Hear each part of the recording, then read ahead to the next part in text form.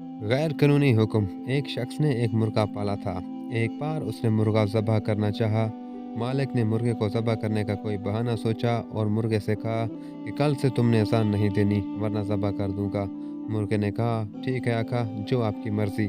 सुबह जो ही मुर्गे की अज़ान का वक्त हुआ तो मालिक ने देखा कि मुर्गे ने अज़ान तो नहीं दी लेकिन हस्ब आदत अपने परों को ज़ोर ज़ोर से पड़पड़ाया। मालिक ने अगला फरमान जारी किया कि कल से तुमने पर भी नहीं मारने वरना ज़बह कर दूंगा।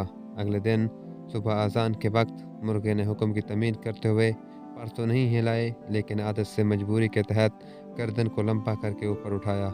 मालिक ने अगला हुक्म दिया कि कल से गर्दन भी नहीं हिलनी चाहिए। अगले दिन अज़ान के वक्त मुर्गा बिल्कुल मुर्गी बनकर खामोश बैठा रहा।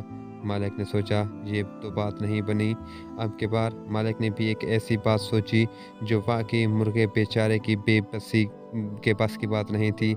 मालिक ने कहा कि कल से तुमने सुबह अंडा देना है वरना ज़बह कर दूंगा। अब मुर्गे को अपनी मौत साफ नजर आने लगी और वो बहुत ज़ारों कतार रोया।